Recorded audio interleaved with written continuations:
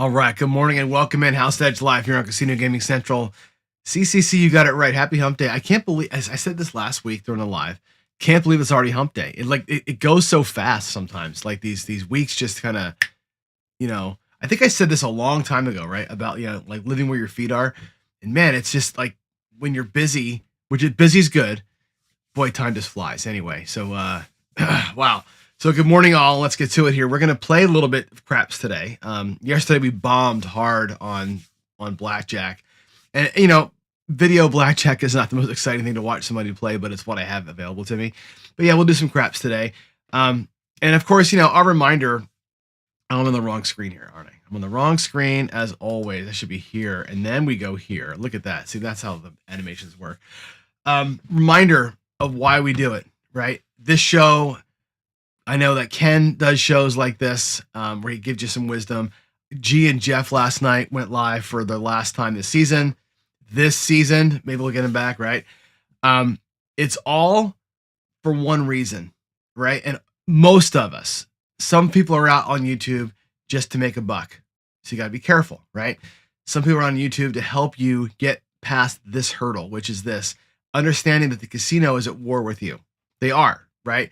And it's not even a fair fight. We know this too, right? They have unlimited money, unlimited time, unlimited resources, and their relationship with you is one of opposition. They're just trying to take your money. They're just trying to bankrupt you, period. End of story. They don't care. Maybe the people who work there care, but the casino itself does not care about you. There's no communion there. You are going there. You might call yourself a patron or a customer. You're just fodder. That's what it comes down to, right? The tools that you've got to fight them with is what we call the bridge, right? And I've talked about the bridge every day for 6 months now. And I love the fact that David over at Casino Quest framed what I've been saying forever in this way, right? These letters make a great sentence, and it's all the things that matter to us, right? How does your bankroll work, right? We're going to talk again today, bankroll, leverage. I'm going to work on some more leverage plays today. It handles your wins and it handles your losses, right? Your bankroll says a lot about what you're going to do.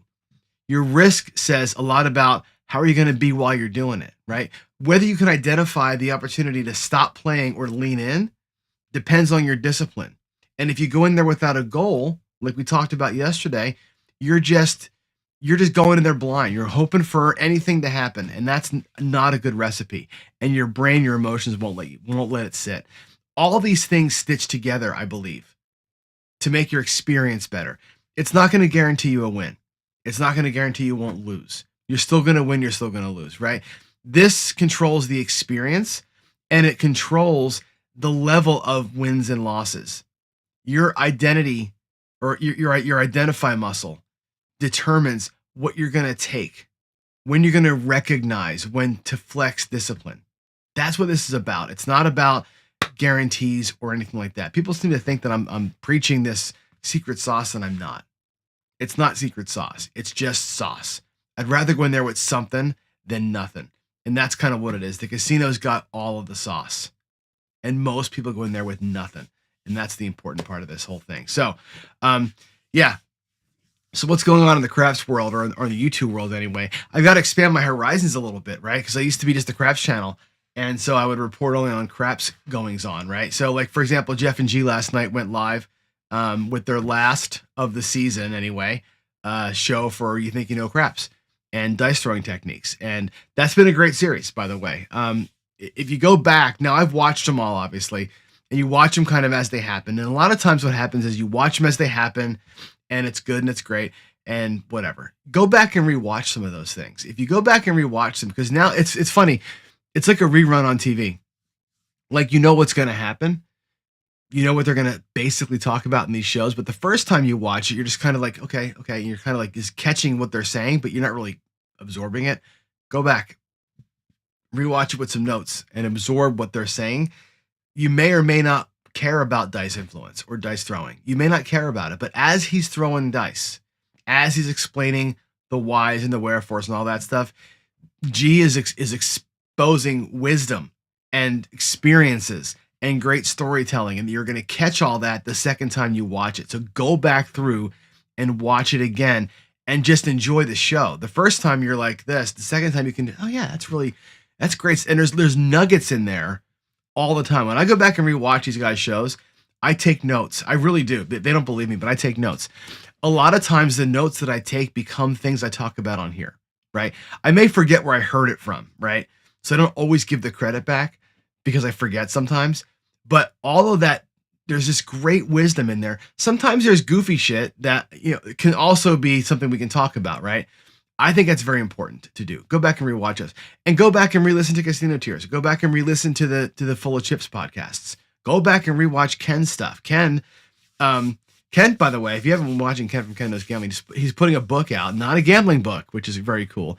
He's putting out a book. I'll let him tell the story. It's called Before I Knew He Was Called Bocephus. Great storytelling. I've heard him tell me on the phone some of the stories. I think you're going to dig it when you read that book. And it's cool to get into like people's other lives. Like Greg wrote the Book of Abraham, which I'm now on my second pass through, right?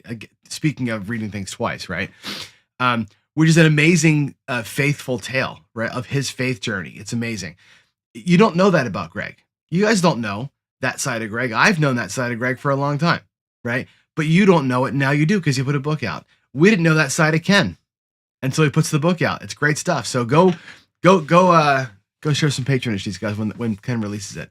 All right, let's get into it.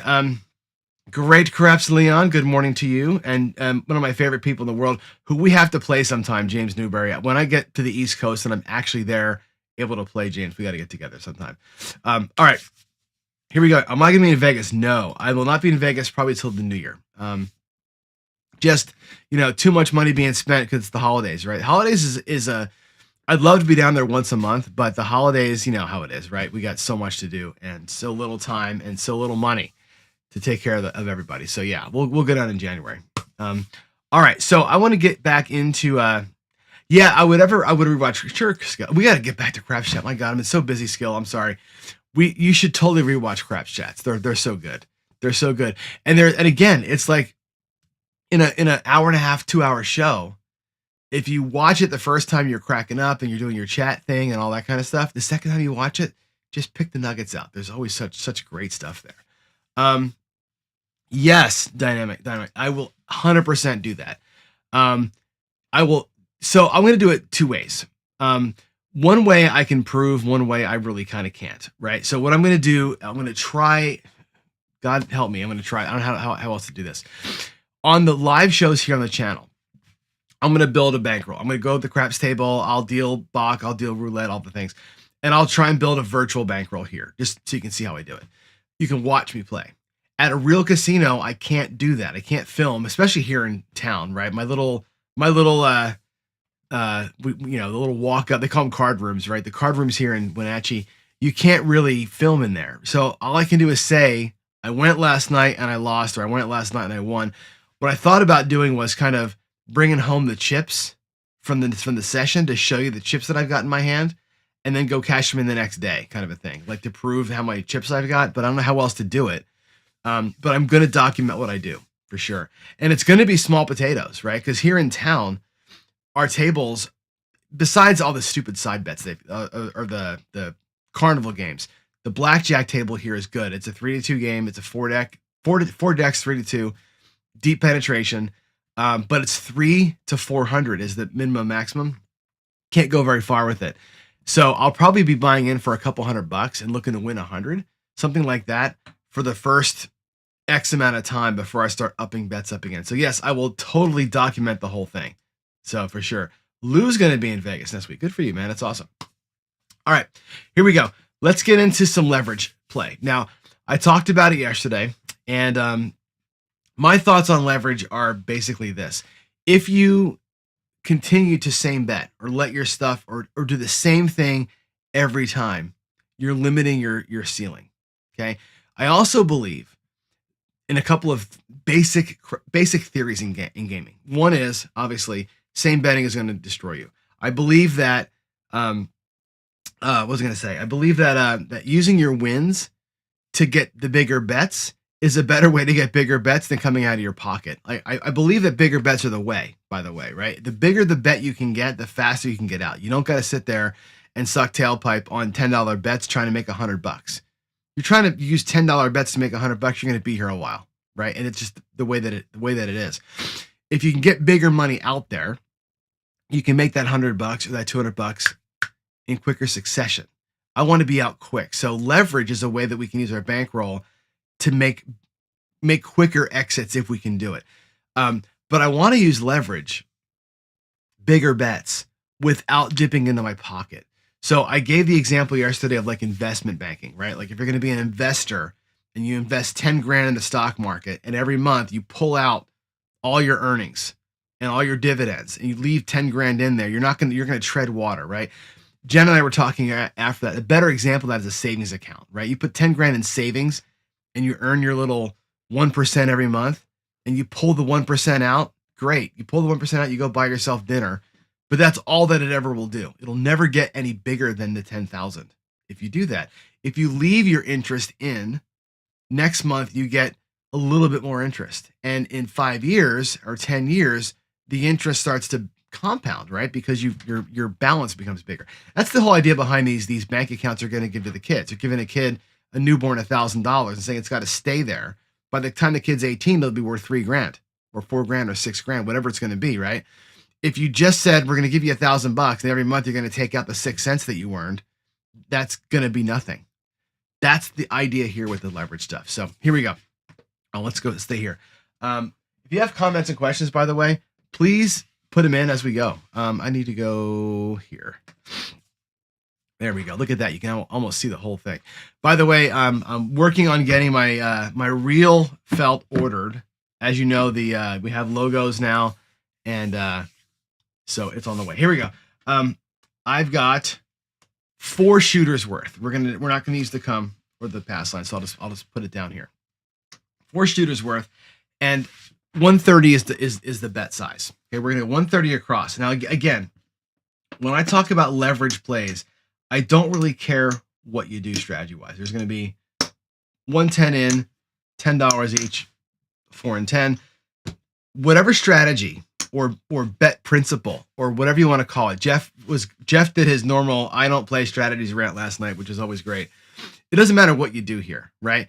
PSO is going to destroy you no matter what. If you're a right side player, it doesn't matter what you're doing.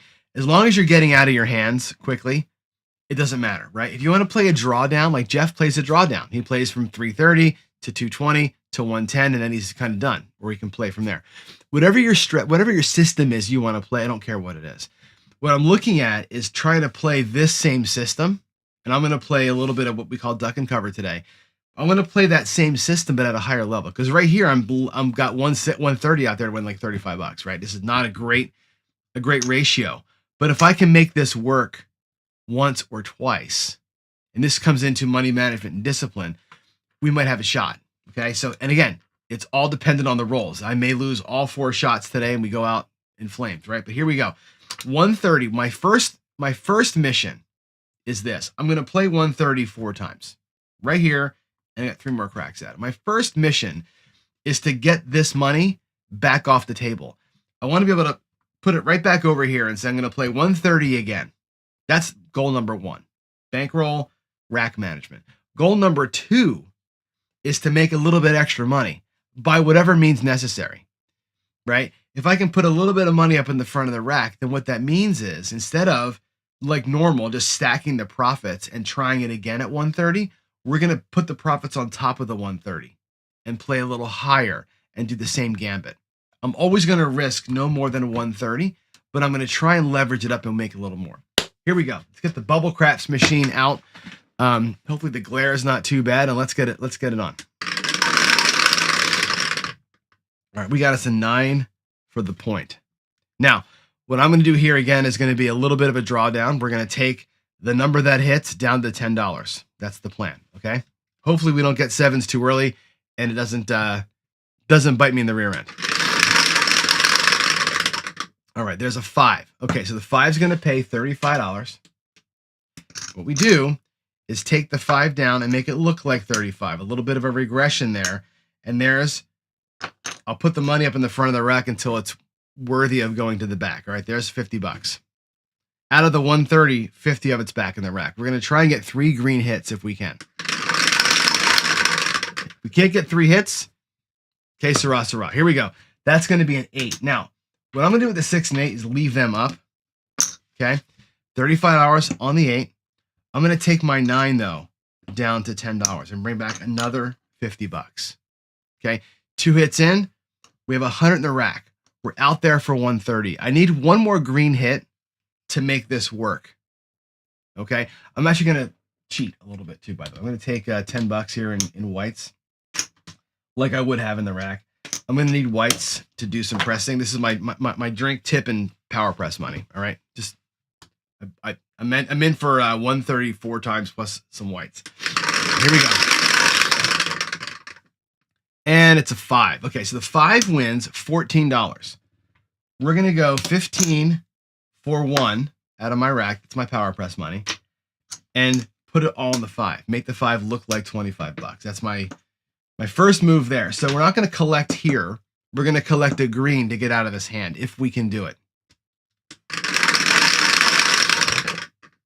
And there's the 7. So it doesn't really happen for us that time. We got close to being free, but not quite. So we didn't get our 130 back. We're going to go out here with a new 130. Now this time we have a choice to make. And this is where, again, you can make decisions on leveraging your bankroll right now.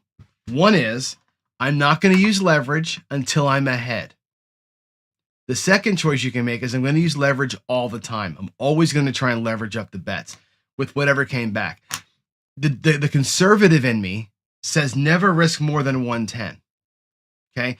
The aggressive player, or the guy who really wants to try and get this done quickly, will take what he just took off the table and add it to what he has coming out.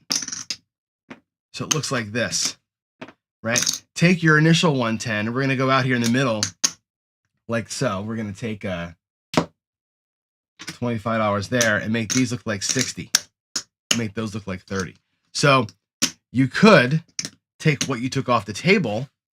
I'm going to spread these out so you can see them, and hammer the table with your next spread plus whatever you pulled off. In this case, though, we end up risking 110 twice instead of just the 110 because we didn't get it off the table. I'm going to show you both ways of doing it. Okay, here we go. Let's catch a new point. A 6. Now remember, our goal here, get a couple of bigger sized hits, but replenish this rack. We want to get the rack right. Okay, here we go. And it's a 6 heart. Okay, so we're going to catch the 6 right away. 60 pays 70. 50, 70. And now we're going to bring something down. Okay, again, that's the rule. We'll bring the let's bring the 4 and 10. We'll bring the 4 and 10 both down to $10 each. And we'll bring back $100 into the rack, which gets almost one of those cuts back. Here we go. Coming out. Here's a 10. Midnight. 3. Oh boy. 6. Again, it'll pay $70 one more time. So we'll do 50. Look, 50. Geez, 60, $70. There it is. $70 again. Now, on the second hit, we got to bring something else down. Let's bring the 9 down to, again, $10. We're going to come down to the minimum bet. There's 125. There's 130. There's that one bullet extra. Oh, I have too many greens there. Back in the rack. The next one here is most of the way home. Just survive a little longer. There's a 10. That's the point. Fantastic. That's going to pay $18. We're going to drop 2 so that it pays 20. 18. We'll do 20 for 2. If you're at Palace Station, by the way, they auto buy at the 10. That's $1 to go to there, right? We'll take this here. We'll press the 4 and 10 both up to 20.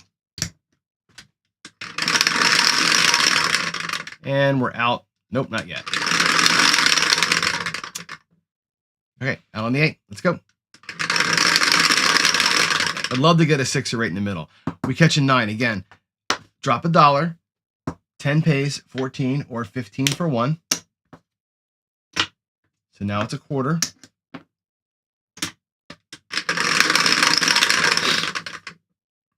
And there's a 6, pays $70. 50, 70. Now at this point, the 5 can come down to its $10. We're going to do a quick rack eval and see where we are. There is $125, $130. So look at my rack. My rack is back. I've got all 4 bullets back. I've got $20 to the good, and I'm still out here playing with the bigger bet sizes. Okay, now watch what I'm going to do. I'm going to take the 6 and 8 down to 30. I'm going to lock this up for now. This is going to be part of our spread for next time, but I've got 3 bets out here that are at green level. Now we're just going to play it out. Whatever happens from here, right? There's a 4. 20 pays 40. Oh, not 45. 40 for 1. We'll same bet the first time. Then we're going to take the 4 and 10 to the house, okay? These are going to go to black chip or nothing. That's how I'm doing this. $35 on the 9. And again, we're already in profit, so we can be a little bit aggressive here and let it play itself out. There's the 7. Okay, cool. Now let's take a look at the rack. Let's take a look from a disciplined money management and everything standpoint. Okay, my goal with, again, 1, 2, 3, 4 times 130. That's 400, $520, right? That we had out here at risk. 520 bucks I brought to the casino with some change. Okay, what I've got is my 520 back plus there's 125, 130 in profit. I've actually made a whole nother bullet. Is that interesting? I made a whole nother bullet. Now, if you look at the percentages, right? $100 versus the 520, it's about 25%, a little more than 25% that we've got. Well, actually, it's exactly 25%. We won here. That's a pretty good go home, right? 500 turning into over 100 is great, okay? However, if you want to be aggressive, and we're going to be aggressive here this morning, and use leverage to our advantage, we're going to go ahead and take what we won and do the same thing. We're going to put our initial 130 back out there. I'm going to show you how this works. There's the initial 130. We're going to take our newfound money and we're going to leverage up. We're going to take another crack at this whole thing. And here's a quarter. There's that, there's that, there's that, and there's that. We actually have another exact 130. We're going to go ahead and go out there at 260. We're going to double everything up. We're going to pull the same move off. We're going to pull off the exact same move. We're going to bring these things all down to table minimum. We're going to hammer them up. But our bets now are $70 bets versus $30 bets. Or $70 wins versus $35 wins. This is the leverage play. This is the way to get a little bit further ahead, a little bit quicker, right? Using your winnings to make the bigger bet, not your bankroll to make the bigger bet. Now, the first shooter, I did use my bankroll to make the bigger bet to show you. I was talking to Waylon about this, the potential of laddering to get to even, and then leveraging to get out to get bigger profits. Anyway, here we go. Let's get out with an 8. Got to avoid the ugliness, right? There's an 11. Avoid a PSO here, and we're going to be in good shape. And there's a 5. That's perfect. 5 pays $70. 50. There's the 70. Okay. And we're going to bring it down to $10. Okay. And what happens is there's 110, right? That's going to be basically my bullet back. Everything out here, of course, is profit. We're going to try and get that bullet back and then make our big decision. There's a 10. 20 on the 10. It's going to pay 40. 40 for 1.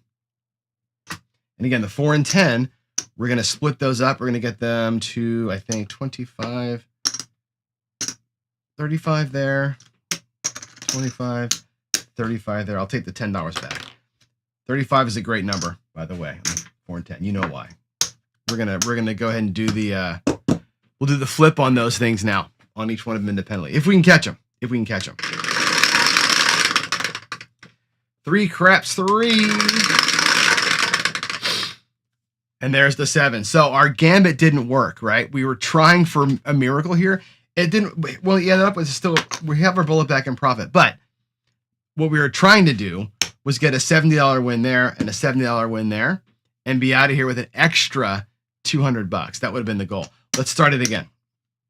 Welcome to the wonderful world of gambling, right? Craft's a bitch, man. Avoiding that damn 7 is so hard. Such a rough game. All right, here we go. Let's try it one more time.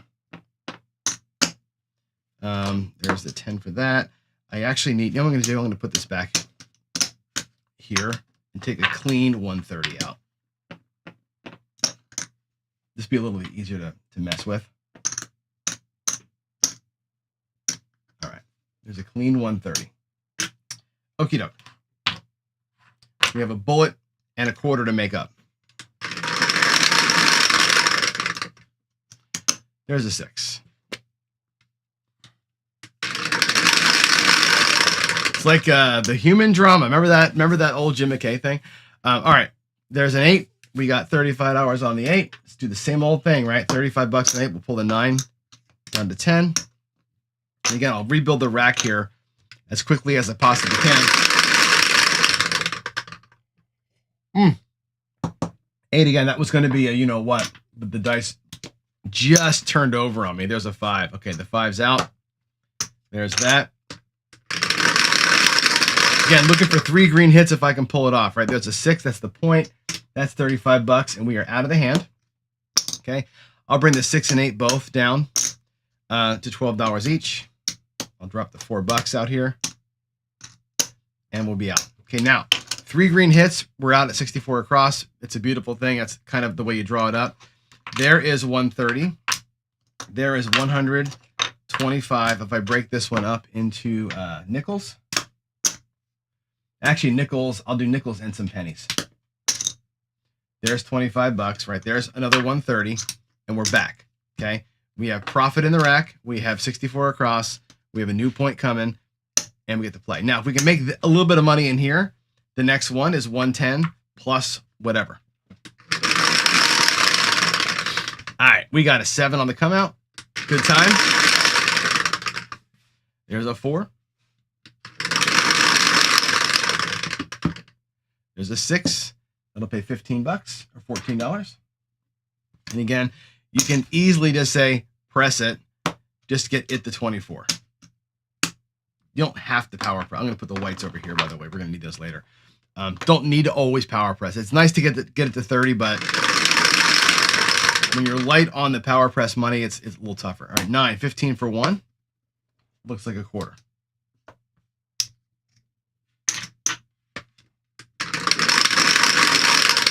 Again, we'll do color change collects if we can get the 7. What a bummer. Okay. There we go. Treading water. Treading water. But we did make a little bit of cash. We had $10 extra. So we'll go out there. Last shooter. Because it is almost 8 o'clock. Last shooter. Okay, there's that. There is a quarter in reds. Or greens, rather. Okay, we'll take our extra money that we've got here, and we'll go to the 5 and 9. We'll actually make the 9 look a little bit bigger. Okay, we'll again use all of it. Right, we're still risking the same initial. Oh, I have an extra 15 bucks back there. I miscounted. We'll go 5. There we go. We'll use it all. 6 and 8 are still at 30. We are on our initial bullet still, and here we go. And that's going to be a 6. Here we go. There's a 6. There's an 11. Come on. 4. Awesome. 15 pays $27. That's fantastic. All right, $27. I'm going to drop 3, so it looks like 30.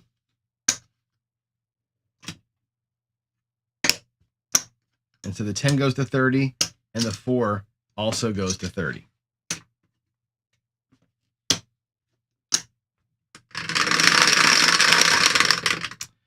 Three craps, 3. Come on. Hook me up. There's a 9. 35 on the 9 pays 50 for 1. And it looks like 10. Here comes $75 back to the rack. Let's get the 5. Wouldn't it be great? 8 pays 35. All right, $35 on the 8. Again, I'll bring the 5 down to $10. There's my 130. with 5. So now I'm good. My initial money's back in the rack. I got 5. And out here, I've got 30, 60, 90, 120, 130, 140 in profit. 140 out there plus this. So we're back again, right? Couple of good rolls here that have gotten us back, but let's play this thing out now. All right, let's play this out. We might make another decision. That's an 8. All right, $35 on the 8. And from this point forward, since we're out of the hand, we're going to collect and then we're going to go. We're going to work on color change collects now. If we can get that far. 10, great. 30 pays 60. That's awesome. 60 for 1. And again, the 4 and 10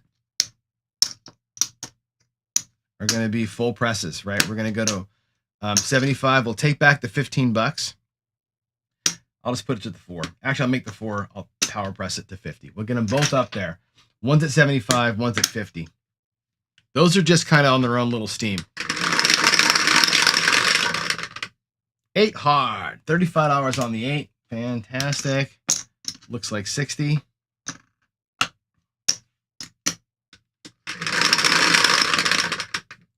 Six. That's the point. 35 on the 6. Also looks like 60. And here we go. Okay. This is where if you say John, Ken, and Waylon are going to be same betting this. They're going to be collect. I'm going to go ahead and press a little bit in here and try and get to a new color. That's my goal here, right? We got enough money to do it. Let's get to a new color. New point. Regardless, I'm leading with some profit. There's an 8. And there's the 7. So doesn't work out. But let's take a look. And again, if it was Ken playing or if it was me trying to build a bankroll, I'd have been out here a long time ago, right? But here you go. 1, 2, 75. There's 250, 265 out there on the felt. There's 75. There's 300. So $310 created from that strategy. Now, again, had we pulled out as when we should have both times, you're out of here with 25% in profit, right?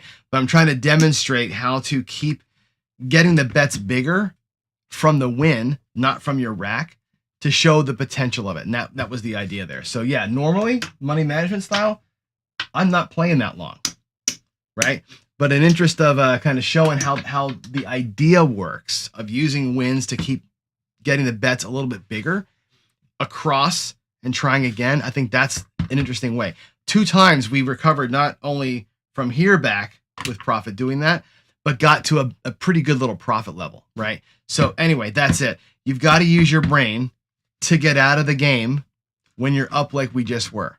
I'm trying to run a demo here to kind of show you how this thing works ongoing, but you've got to use better sense than that and get out of here when it's time. All right, there we go. Let's come on back and do a little bit of yapping over here. I do see a couple of questions out there, so let's talk about the questions. One is going to be, what would a Waylon, John, Ken collab look like? It would be interesting because here's the thing with Waylon and Ken. They demonstrate a lot with bigger bankrolls, right? Ken just did 28 episodes, I think, on the Baccarat thing. And again, he's buying in for $5,000, right? With the $100 bets and the laddering, right? You need $5,000 to do that. I don't play that way. I don't got $5,000 to light on fire. So I can't play the negative progressions. Although what you would see from a collab with us, assuming unlimited money, would be some kind of a negative progression, some kind of a ladder when you're down. When you lose money, you ladder up, right? When you get to the even or above, specifically above, you'll see my influence come in on this kind of stuff, where we'll go ahead and level the bets up on the next round using profit. So we'll ladder negatively and we'll progress positively. The Ken influence on that is going to be stopping early. So Waylon's going to get you to even or above with a ladder. I'm going to get you here with profit play. Ken's going to be like, you guys have got to just get the hell out of here. That's going to be if we did a collab, that's what it would be. Something like the Horseman, an aggressive horseman, but Ken always having the reins on and pulling the bit and saying, guys got to get out. That's how it would look, because Ken has got more discipline than I do with regards to that. Me, when I'm up a little bit or I'm at my goal, At that point, I use my excess money, my fun money, as Ken would call it, right there in the moment. Ken puts it in an envelope. I play with fun money as I earn it on the table. That's the difference between me and him. He lets that thing stack up in that bank, which is great, but doesn't play it that much. Me, I get my goal. I lock up my original. I lock up my profit. I lock up a little bit extra, and I play hard with the excess right there in the moment, like you saw today. Sometimes it works. If I catch 2 more rolls there, we're up $500, right? Sometimes it doesn't, and our profit is 45. Okay, Sarah. That's what it is, right? Yes, and my principal core stays, right? I rebuild the rack, I do my thing, but I will lean in a little bit harder when I'm up than Ken will, which is good. That's why you have opposing forces make something really good usually. So, all right, guys, let's boogie. Let's get out of here. I'll give you your reminder of your inspirational quote of the week here, and then I'll go to work. So you have to feel pain, because eventually the distractions stop working. Either they wear out or you do. I love this quote. I saw this on a sitcom or something the other night, and it just hit me. I'm like, oh my God, I wrote that down. This is important. You know what I mean? People go through life with these kind of shields up all the time, right? And you know, there's a commercial. I don't like the commercial that much, but where the people have like the little sticks with the happy face on, like they're hiding behind a facade all the time. That's what this quote to me is talking to, right? Everybody here, we're behind a facade, right? How much you're winning, how much you're losing, whatever, right? Because you're trying not to feel the pain or experience it or God forbid, show it to anybody, right? You got to, because eventually that'll wear you down. And again, it'll wear you down at the casino, at your house, and with your fam. So, all right, out of here. Have a great hump day. Hope you all have a good one. I will see you tomorrow morning. We'll do some more play like this. I'll do a different style of play up top, and we'll do something a little more not aggressive, but it's a little different. Again, what we do on the table here in the demos doesn't matter strategy wise. It's just it's a way to showcase how to increase, decrease, and ladder those bets up. So have a good one. See you mañana. Bye, all.